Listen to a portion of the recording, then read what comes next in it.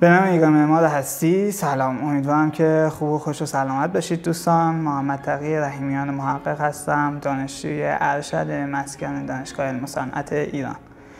رتبه 45 کنکور کارشناسی ارشد معماری سال 1403 و توی این ویدیو میخوام باهاتون تجربه خودم رو از کنکور معماری به اشتراک بذارم. امیدوارم که براتون مفید باشه و استفاده کنید. اگر سوالی، نکته چیزی داشتید میتونید با من در ارتباط باشید و خوشحال میشم که راهنماییتون کنم. ورودی 98 معماری دانشگاه قم بودم و بعد از 4 سال و دقیقاً توی 8 شهریور 1402 دوره کارشناسیم رو به اتمام رسوندم. با فاصله چند ماه بعد از اتمام دوره کارشناسیم ثبت نام کنکور 403 ارشد رو انجام دادم و مشغول مطالعه شدم. یکی از ایراداتی که من داشتم و تو دوران کارشناسی بهش برخوردم این بود که تأثیر معدل رو در فرآیند کنکور ارشد در نظر نگرفتم. پیشنهاد میکنم به دوستانی که میخوان کنکور کارشناسی ارشد شرکت بکنن حتما به این نکته توجه کنن تو طول دوره کارشناسیشون که بعداً به این مشکل برنخورن و بتونن از اون امتیاز مثبتی که میتونن توی رتبهشون داشته باشه استفاده کنن.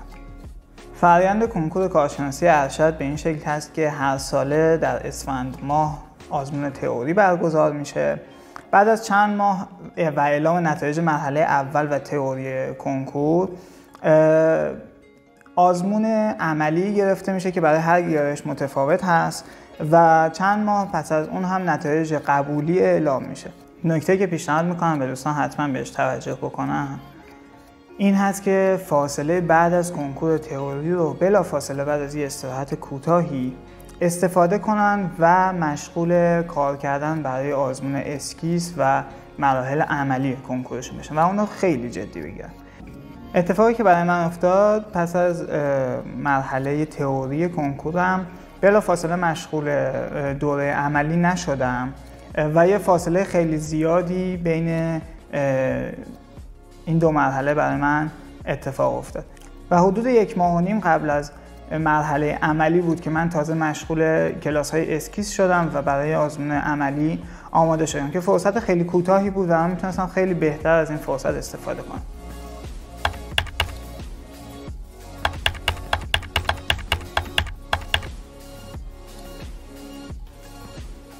حالا بریم سراغ دروسی که توی کنکور کارشناسی ارشد معماری ازش سوال پرسیده میشه. زبان تخصصی، دروس فنی، تاریخ معماری، درک معماری و منظر. چون من کنکور معماری شرکت کردم، ضرایب و درس‌هایی که مورد بررسی قرار میدیم مربوط به این شاخه از کنکور کارشناسی ارشد هست. توی گرایش معماری ما درس زبان تخصصی رو داریم با ضریب 2، دروس فنی ساختمان رو داریم با ضریب 3 و تاریخ معماری با ضریب 2، درک معماری با ضریب 3 و منظر رو داریم با ضریب 1.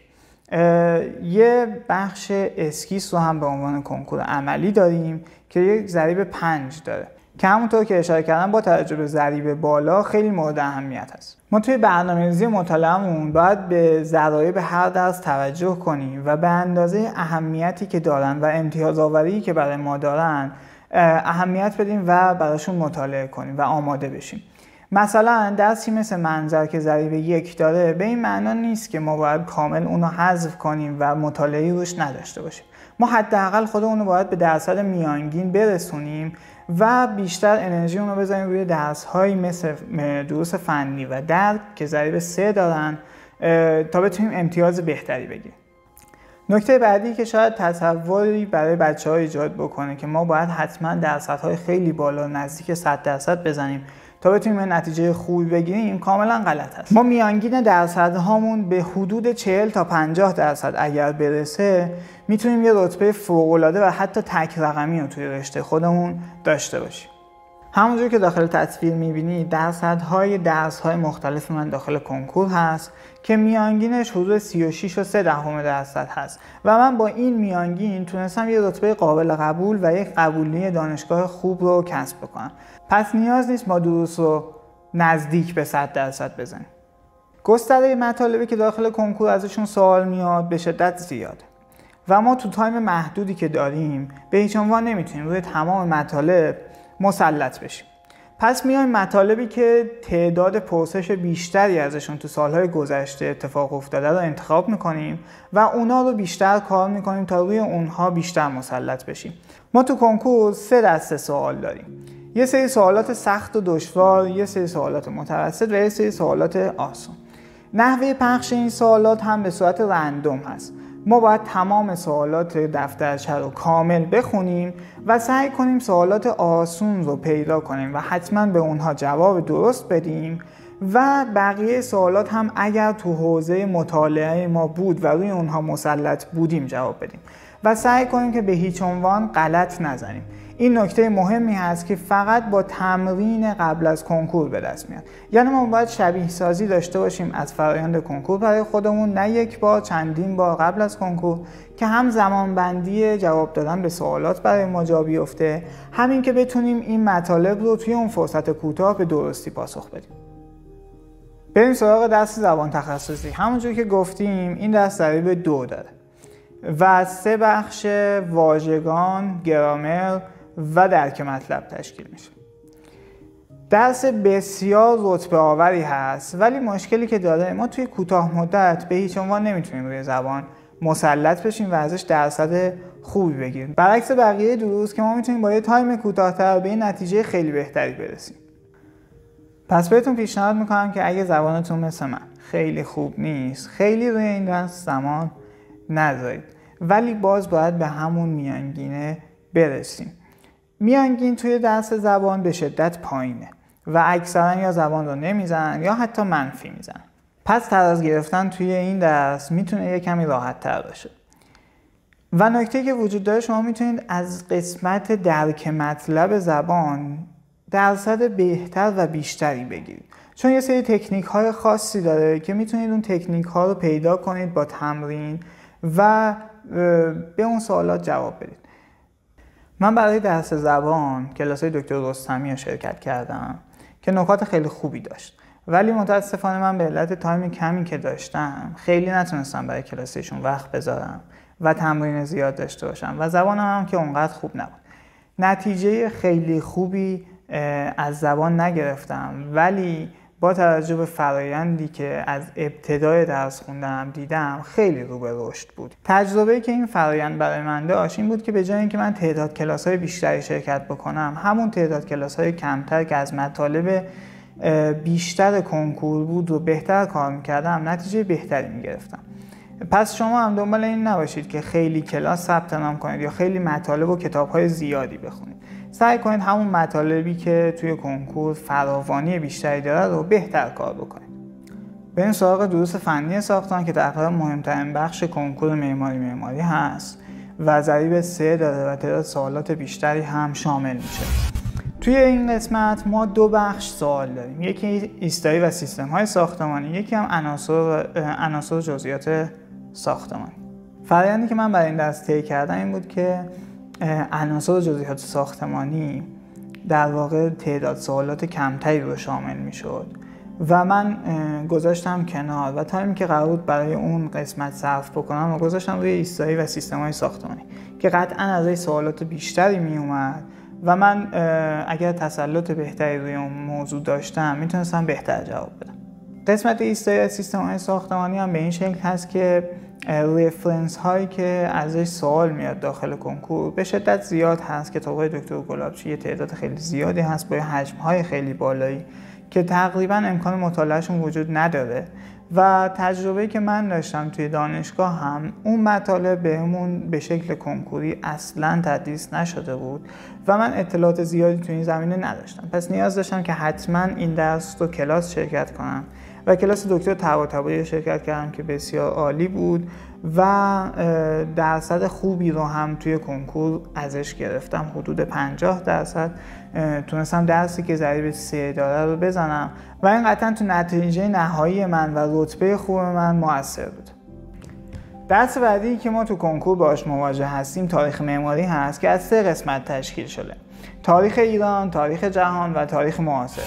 همونجور که اشاره کردیم ضریب این درس 2 هست، ولی حجم مطالبی که باهاش توی این درس مواجه هستیم به شدت زیاده و گسترده.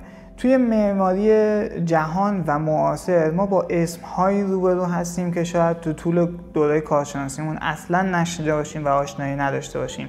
سبک‌های مختلفی رو بررسی می‌کنیم که حداقل اسم‌هاشون برامون خیلی ناآشنا هست، ولی تو معماری ایران این شکلی نیست. ما معماری ایران یکمی برامون ملموس‌تر و ساده‌تر و قابل فهم‌تر هست، چون قبلا هم باهاشون مواجهه از نزدیک داشتیم، هم یکمی تو دوره کارشناسی بیشتر باهاشون آشنا شدیم. توی بحث تاریخ هم چون ما حجم مطالب خیلی زیاد و گسترده‌ای داریم که خیلی هم متنوع هستن، جمع کردن این حجم مطالب تو تایم کوتاه مدت تقریبا غیر ممکن.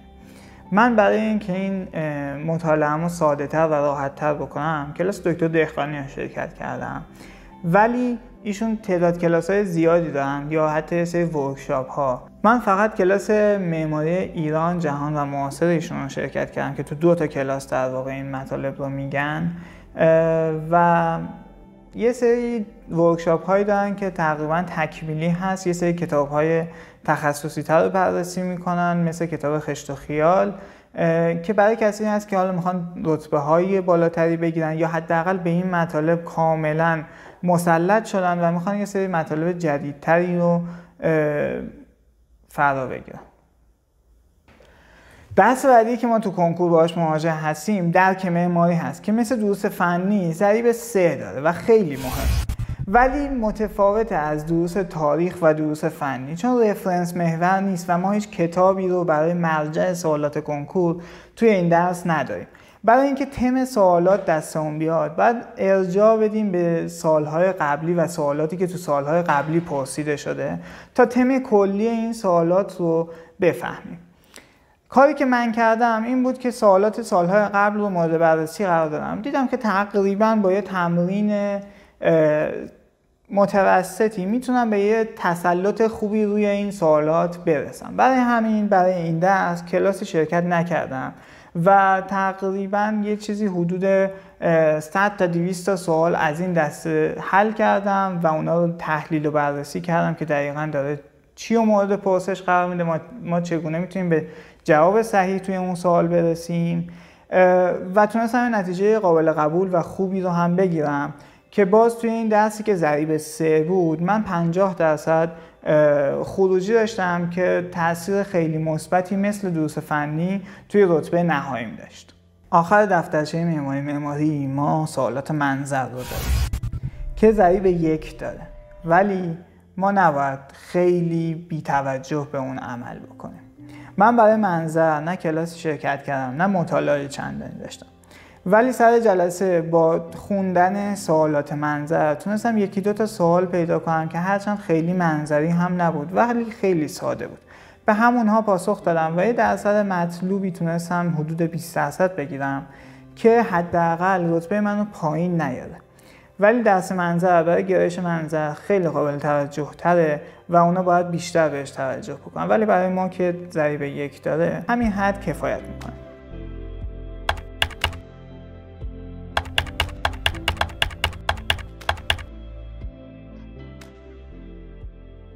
اشتباهی که من توی کنکور عملی داشتم همون فاصله و گپی بود که بین کنکور تئوریم و شروع کردن من و تمرین کردن من برای آزمون عملی داشت. اگر از اون زمان استفاده بهتری کرده بودم و قدر اون فرصت رو دونسته بودم میتونستم درصد بهتری بگیرم و قبولی بهتری داشته باشم قطعا. چون ضریب 5 داره تأثیرش توی کنکورمون به شدت بالاه. حتی رتبه‌های تک رقمی بودن که با در نظر نگرفتن اهمیت کنکور عملی نتونستن جاهای خوبی قبول بشن. پس در کنار کنکور تئوری و تایمی که برای مطالعه ما میذاریم، تمرین کردن برای کنکور عملی هم به شدت مهمه. در خصوص کنکور اسکیس همونجور که ما توی بحث تئوری یه سری تصوراتی داریم و یه سری مثلا آموزش ها تو دوره کارشناسی داشتیم که توی کنکور کاملا با اونها متفاوت بوده، تصورمون از کنکور اسکیس و چیزی که از اسکیس تو ذهنمون هست با چیزی که توی کنکور از ما میخوان کاملا متفاوته.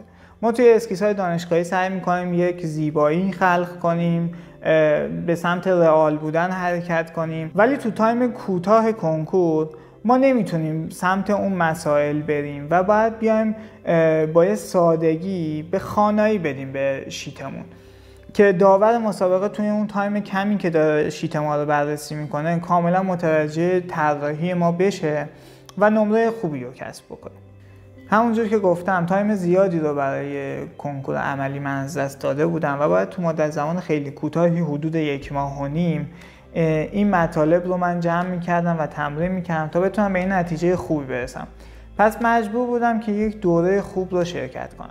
دوره کرمی رو شرکت کردم که نکات خوب و قابل توجهی برای من داشت.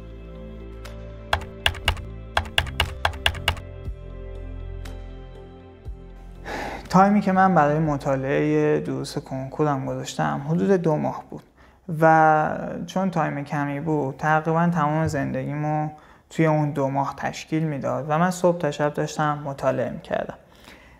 نکاتی که بهتون گفتم تقریبا برای شرایط من هست و شرایط علمی و زمانی که داخلش قرار داشتم. ممکنه برای شمایی که زودتر شروع میکنید این مطالب با توجه به شرایطتون متفاوت باشه، ولی پیشنهادم اینه که خب تایم بیشتری رو شروع کنید که اون فشار شدید درس خوندن بهتون وارد نشه. امیدوارم از این شرح مختصری که من از تجربیاتم داخل کنکور ارشد داشتم به نحو احسن استفاده کنید، نتایج خوبی بگیرید و موفق باشید. خوشحال میشم تو فرآیند مطالعه‌تون اگر کمکی مشورتی از دستم بر بیاد حتما براتون انجام بدم. ارادتمند و دوستدار همه شما، محمد تقی رحیمیان محقق.